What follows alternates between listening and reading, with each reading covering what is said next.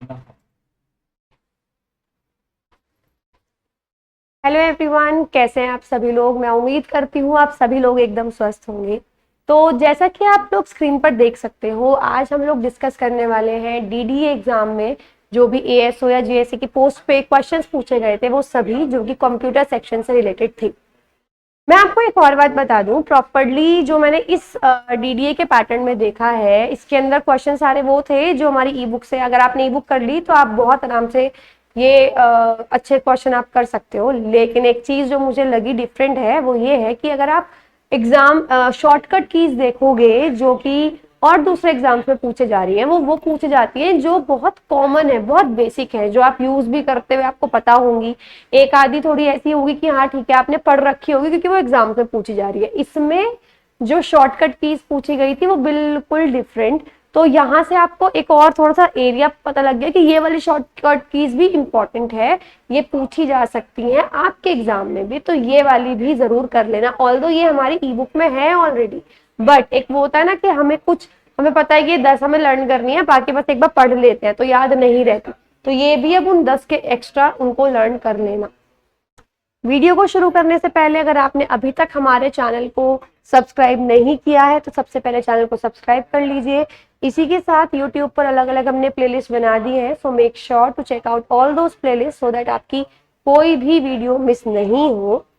आप हमारे साथ हमारे टेलीग्राम चैनल पर भी जुड़ सकते हैं ताकि आपको इन सभी एग्जाम्स के प्रीवियस ईयर पेपर जो है वो कंपाइलेशन आपको फ्री ऑफ कॉस्ट मिल जाए। साथ में हमने अब डिस्क्रिप्शन बॉक्स में अपनी वेबसाइट का लिंक भी डाल दिया है, so make sure to visit our website ताकि आप बहुत सारे वहां पर free of cost mock test available है, आप उनको अटेम्प्ट कर सकते हैं।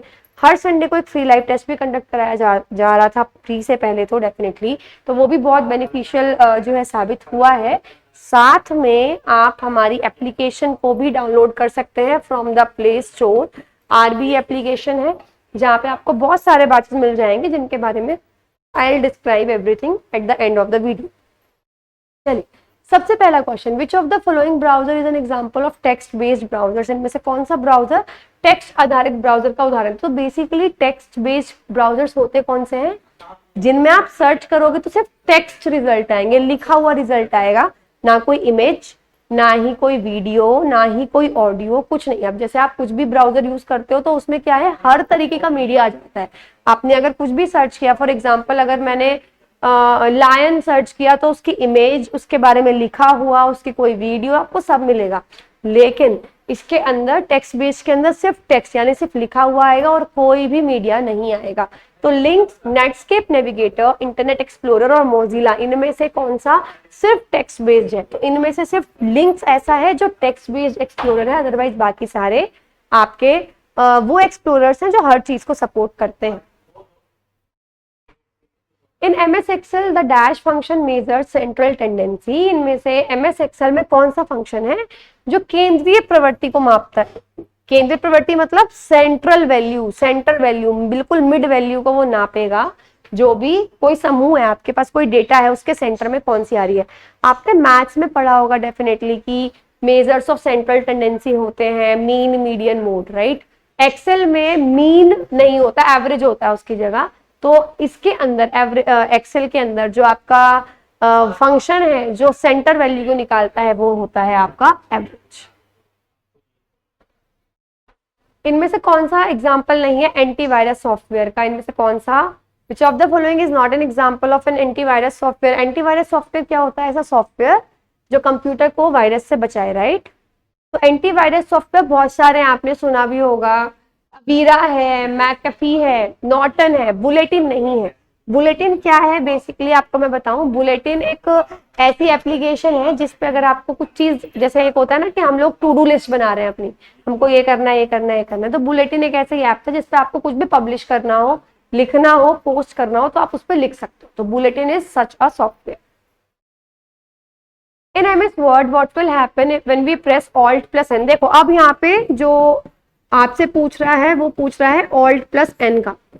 तो Alt plus N हम लोग नहीं ज्यादा यूज करते हैं, हम लोग सीधा इंसर्ट पे जाके चीजें ऐड करते हैं। ये वाला सॉफ्टवेयर, ये वाला शॉर्टकट बहुत कम यूज करते हैं, बट अब आ गया है तो अच्छे से लर्न करना। कंट्रोल और एन तो आपको पता होगा, न्यू डॉक्यूमेंट खोलने के लिए, अगर पावर पॉइंट है तो न्यू स्लाइड के लिए, ठीक है। लेकिन ऑल्ट और एन का क्या है, ऑल्ट प्लस एन का मतलब होता है इंसर्ट। अगर आपको वर्ड में कोई भी ग्राफिक्स ऐड करना है, आपने देखा होगा हेडिंग्स फैंसी फैंसी लिख सकते हो आप वर्ड में, चीजें आप फैंसी फैंसी लिख सकते हो, पिक्चर वगैरह इंसर्ट कर सकते हो, तो वो सारी चीजें डालने के लिए शॉर्टकट है Alt plus N. Alt plus N से वर्ड की ग्राफिक्स भी ऐड हो जाती हैं और ऑल्ट प्लस एन से जो स्मार्ट ग्राफिक्स हैं वो भी ऐड हो जाती हैं, दोनों ऐड हो जाती हैं। तो insert a smart art graphic and insert a word art graphic, दोनों ग्राफिक्स आप ऐड कर सकते हो ऑल्ट प्लस एन से। इन विंडोज ऑपरेटिंग सिस्टम, जो विंडोज का ऑपरेटिंग सिस्टम होता है वो क्या चीज है, जो ज्यादातर बिल्कुल विंडो के नीचे रहता है और ग्रे कलर का होता है, यानी नीचे जो है एक लाइन होती है बिल्कुल ग्रे कलर की, डार्क ग्रे और लाइट ग्रे। तो वो क्या होती है, उसको क्या बोलते हैं, उसको बोलते हैं स्टेटस बार। बेसिकली वो बताता है आपने कौन सा ऐप खोला हुआ है, कौन सा ऐप नहीं खोला हुआ, क्या चीजें आपने पिन कर रखी है स्टेटस बार पे, तो वो सब चीजें आपको शो कर। Dash is the soft copy output device. देखो आउटपुट डिवाइस मतलब आपको वो कुछ ना कुछ आउटपुट तो देगा, लेकिन सॉफ्ट कॉपी में प्रिंट नहीं निकालेगा, आप बस स्क्रीन पे देख सकते हो। प्रिंटर ये तो पेपर पे निकाल सकता है, ये गलत हो गया। माइक्रोफिल्म नहीं है, माइक्रोफिल्म का मतलब तो यही हो गया कि प्रॉपर आप फिल्म आपको हाथ में मिलेगी, वो आप कहीं पे भी फीड करोगे वहां आप देख सकते हो। Projector is the correct option, क्योंकि प्रोजेक्टर से क्या होता है कि आपके पास हाथ में कुछ नहीं होता, प्रोजेक्टर आपने लगाया तो आपको एक स्क्रीन पे उसकी इमेज दिख जाएगी, आपको हाथ में कोई नेगेटिव या कुछ ऐसा सच कुछ चीजें नहीं मिलेगी। Dash command is found under the file option of Paint in Windows operating system. Windows operating system में अगर आप पेंट खोलते हो तो फाइल के नीचे क्या क्या मिलता है, new, open, save, save as, print, यही सब मिलता है ना। तो बस इसमें से देख लो कौन सा ऑप्शन है, तो इसके अंदर से क्या आएगा, सेव एज।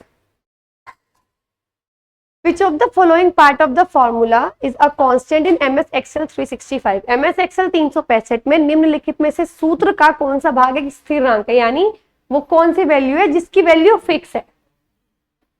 पीआई ब्रैकेट इधर उधर, इसकी वैल्यू फिक्स नहीं है, कुछ भी वैल्यू MS Excel दे सकता है, राइट, फॉर्मूले के अकॉर्डिंग। A6 की वैल्यू फिक्स नहीं है, जो आप A6 में वैल्यू रखोगे वो आएगी, यहाँ पे आप वैल्यू चेंज कर दो तो वैल्यू चेंज हो जाएगी। बट 9 इज कांस्टेंट, यहाँ पे इसकी वैल्यू हमेशा कांस्टेंट है, ये न्यूमेरिकल 9 है, वैल्यू 9 ही रहेगी। तो 9 is a constant in this whole formula. Next, which of the following statement is और आर करेक्ट, इनमें से कौन सा कथन ठीक है। सबसे पहला, डिजिटल कैमरा में एक मेमोरी कार्ड होता है जो कि इमेजेस को स्टोर करेगा। जो आपका डिजिटल कैमरा है उसमें मेमोरी कार्ड डालना पड़ेगा ताकि वो इमेजेस को स्टोर करे। And second, a webcam does not have any inbuilt memory, webcam के अंदर कोई उसकी खुद की मेमोरी नहीं होती। तो पहली बात तो मैं आपको ये बता दूं कि ये दोनों ही स्टेटमेंट बिल्कुल ठीक है, क्योंकि अगर मैं बात कर रही हूँ वेबकैम की, वेबकैम क्या है, जो कंप्यूटर में लगा हुआ होता है, उसका काम सिर्फ ये है कि आपकी पिक्चर को वो कॉन्टिन्यूस सप्लाई करे, उसकी कोई मेमोरी नहीं होती। सेकेंडली, डिजिटल कैमरा में मेमोरी कार्ड डालना ही पड़ता है, तभी वो इमेजेस को स्टोर करेगा, उसके पास उसकी खुद की कोई मेमोरी नहीं होती। तो both first and second are correct. In MS PowerPoint what will happen if we press Alt plus U? अगर PowerPoint में हम Alt plus U प्रेस करेंगे तो क्या होगा, Alt plus U प्रेस करेंगे अगर PowerPoint में, तो जो आवाज है वो बंद हो जाएगी, it will mute the sound. तो ये भी नया है, जैसे Alt plus N MS Word में अगर आप डालोगे तो ग्राफिक्स ऐड हो जाएंगे, Alt plus U अगर आप डालोगे तो आवाज खत्म हो जाएगी, यानी it will mute the sound. Which of the following key element of compose mail page, इनमें से अगर आपको मेल कंपोज करना हो उनमें से वो कौन सा ऑप्शन है जो ये बताता है to whom the mail is to be send, कि मेल किसको जाएगा। टू के बाद ही तो आप लिखते हो कि किसको मेल जाएगा, राइट। सो टू, सीसी का मतलब कार्बन कॉपी, अगर आपको किसी को मेल भेजना है ताकि उसको सब कुछ दिखता रहे लेकिन हमें ना पता लगे कि हाँ उस तक मेल जा रहा है, तो आप सीसी में रखते हो। बीसीसी का मतलब क्या हो गया कि अगर आपको मेल में किसी और के साथ भी भेजना है तो आप बीसीसी में रखोगे। सब्जेक्ट आपको पता है, सब्जेक्ट में हम सब्जेक्ट डालते हैं। In MS Word which of the following shortcut is used to split the document window, आपके पास आपने वर्ड खोला, ये विंडो आई, ये डॉक्यूमेंट आया जिसपे आप लिखोगे। अब आपको इसको बिल्कुल बीच में से डिवाइड करना है, आधा डॉक्यूमेंट करना है, तो आप क्या शॉर्टकट प्रेस करते हो? The shortcut you will press is control plus alt plus S. ये अगर आप बल्कि ट्राई भी करके देख लेना, कंट्रोल ऑल्ट एस के साथ पेज बिल्कुल आधा हो जाएगा। स्प्लिट द विंडो नहीं मैं बोल रही हूँ कि आपने विंडो को स्प्लिट कर दिया कि वर्ड आधे पेज पे आ रहा है, दूसरे आधे पेज पे कुछ और आ रहा है, उसको बोलते हैं कि हमने विंडो ही स्प्लिट कर दी। ये है कि आपने डॉक्यूमेंट स्प्लिट कर दिया, यानी वर्ड ही रहेगा पूरे पेज पे, बस उसका डॉक्यूमेंट आधे पेज पे, आधे पेज पे दूसरा डॉक्यूमेंट, मतलब वर्ड का ही बचा हुआ document. Okay, in MS Excel which of the following shortcut is used to display or hide the outline symbols? जो आउटलाइन सिंबल्स होते हैं MS Excel में, वो कौन सी शॉर्टकट की है जिसकी मदद से आप उसको डिस्प्ले कर सकते हो या हाइड कर सकते हो? देखो ये चीज ना, ये बहुत इजी है, मतलब ये चीज लर्न करने का एकमात्र तरीका होता है कि आप अपने हाथ ना कंप्यूटर या लैपटॉप खोल के बैठो और प्रैक्टिस करो। कंप्यूटर एक ऐसा चीज है, और अगर आपके पास नहीं है सो देन डोंट वरी, आपको कुछ नहीं करना, ऐसे क्वेश्चंस ना लिखने हैं शॉर्टकट वाले, और आप कुछ मत करो, आप हर दूसरे दिन आप कैफे पे जाओ, 1 आवर के वो जितना भी टाइम लेता है उस टाइम पे प्रैक्टिस करो, आपको अच्छे से लर्न हो जाएंगे। तो हर चीज का सॉल्यूशन है डेफिनेटली। तो इसका होता है कंट्रोल+8। अगर आपको डिस्प्ले करने हैं या हाइड करने हैं आउटलाइन ऑप्शंस को, कंट्रोल+8 is the option. Okay, MS word में कौन सी स्टेटमेंट करेक्ट है? अगर वर्ड ने नया पेज डाल दिया डॉक्यूमेंट में अनएक्सपेक्टेडली, आप लिख रहे थे लेकिन वहीं पे एक नया पेज डल गया उसी टेक्स्ट के बाद, तो it might be because of the page break. तो ऐसा हो सकता है कि वहां पे पेज ब्रेक लग गया हो। पेज ब्रेक में क्या होता है कि हमने पेज को कह दिया, हमने भले ही 2 लाइन लिखी है, हमने बोला बस यहीं तक का पेज है, मुझे इसके बाद नया पेज चाहिए, तो वो होता है पेज ब्रेक। तो ऐसा हो सकता है कि आपने 2 लाइन लिखते ही वो नया पेज शो हो रहा हो क्योंकि पेज ब्रेक लग गया, और अगर आपको उसको डिलीट करना है तो उसको सिलेक्ट करोगे, वो डिलीट भी हो जाता है। We can view page breaks to select and delete them. हाँ, हम पेज ब्रेक को चुनने और हटाने के लिए हम देख सकते हैं कि हमको हटाना है या नहीं। तो दोनों स्टेटमेंट बिल्कुल करेक्ट है। Next, which of the following statements are correct for the email address? Email address के लिए कौन सी स्टेटमेंट्स बिल्कुल करेक्ट है? देखो, सबसे पहला पॉइंट तो ये है कि ईमेल एड्रेस लिखते हुए बीच में आप स्पेस नहीं डाल सकते। बिल्कुल ठीक है, बीच में आप स्पेस डाल ही नहीं सकते हो। आपको ये बात पता होगी, आपकी भी ईमेल आईडी है, आप ट्राई भी करके देख लो। अगर आप ये चाहते हो कि अगर मुझे राधिका लिखना है तो R स्पेस ADHIKA, तो that will not be possible. तो स्पेस बीच में नहीं आ सकता। It is in lower case letters but not always. ये हमेशा जो ज्यादातर लोअर केसेस में होता है, स्मॉल लेटर्स में होता है। हाँ, मिडिल में आपको कहीं पे कैपिटल डालना है, आप डाल देते हो, बट लोअर केस और अपर केस का इसमें इतना ये सेंसिटिव नहीं होता। तो ये ज्यादातर लोअर केस में होता है, बट हर बार ऐसा हो जरूरी नहीं है। So both are correct. Next, okay, in internet ISDN stands for, it is very very important कि इंटरनेट में ISDN किसका मतलब क्या है? इंटरनेट में ISDN का मतलब है internet server digital network. Internet server digital network. Web pages are also known as dash documents. Web page जो हम खोलते हैं, अगर हमने कुछ भी सर्च किया तो कुछ लिंक पे क्लिक किया तो पेजेस खुलते हैं उसके, है ना? तो वो किस कौन से टेक्स्ट में लिखे जाते हैं, वो किस लैंग्वेज में लिखे जाते हैं? वेब पेजेस को HTML डॉक्यूमेंट भी कहा जाता है क्योंकि वेब पेजेस की जो लैंग्वेज होती है वो HTML में कोडेड होता है। HTML, hyper text markup language. Next, in MS Excel, what will happen when we press Control plus Shift plus caret sign? अगर आप MS Excel में Control Shift के साथ के अपर वाला caret sign प्रेस करोगे तो उसको क्या हो जाएगा? So basically अगर आप Control Shift के साथ caret sign प्रेस करते हो तो जो भी आपका नंबर होगा वो उस नंबर सिस्टम में चला जाएगा, मतलब वो 2 डेसिमल प्लेसेस देगा ही देगा। मतलब अगर आपने 2 लिखा है then it will become 2.00। ठीक है, तो 2 डेसिमल प्लेसेस उसमें आ जाती हैं, तो it will apply the scientific number format with 2 decimal places। Next, in MS PowerPoint, which of the following shortcut is used to read the elapsed time in the presenter view? वो बोल रहे हैं कि presenter view में अगर आपको elapsed time को read करना है कि कितना टाइम जो है वो चला गया, तो उसके लिए क्या शॉर्टकट होता है? इलिप्स टाइम को रीड करने का जो शॉर्टकट होता है वो होता है Alt+W।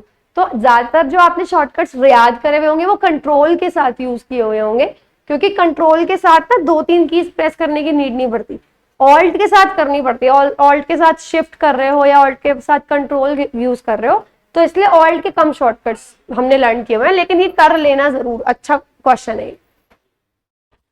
Dash port is a standard serial port connector used to plug the computer mouse and keyboards into the personal computer। ये कई बार क्वेश्चन आ चुका है, बहुत इंपॉर्टेंट है कि जो माउस जिसमें आप सीपीयू में आप कनेक्ट करते हो ना, सीपीयू में नहीं करते, अगर आपके पास ऐसा मॉनिटर है जिसमें सीपीयू अंदर ही है, उसमें भी आप माउस अटैच करते हो, तो वो जो उसका पोर्ट है वो कौन सा पोर्ट होता है? तो माउस और कीबोर्ड का एक ही पोर्ट होता है, PS2।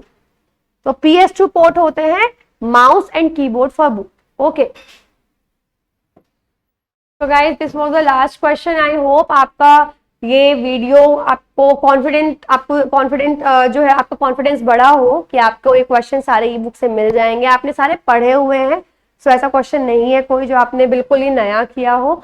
बाकी हम लोग मिलेंगे नेक्स्ट वीडियो में नेक्स्ट क्लास के साथ। अब बात करते हैं बैचेस की। तो आरबी एप्लीकेशन अगर आप डाउनलोड करोगे तो आपको वहाँ डिफरेंट बैचेस मिलेंगे, जैसे ऑफिसर बैच है जिसमें सारे सब्जेक्ट्स आपका कंपाइलेशन है, आपको सारे सब्जेक्ट्स मतलब आपको कहीं जाने की नीड नहीं है, हर चीज आपको मटेरियल प्रोवाइड होगा, लाइक पीडीएफ्स, ई बुक्स हर सब्जेक्ट की। बाकी अगर आपको सारे सब्जेक्ट्स कवर नहीं करने, आप पर्टिकुलर किसी एक सब्जेक्ट में आपको लगता है कि गाइडेंस की नीड है, तो इंडिविजुअल बैचेस भी हैं, जैसे जनरल अवेयरनेस का बैच है, रीजनिंग का बैच है, इंग्लिश का बैच है, मैथ्स का बैच है, तो इंडिविजुअल बैचेस भी है।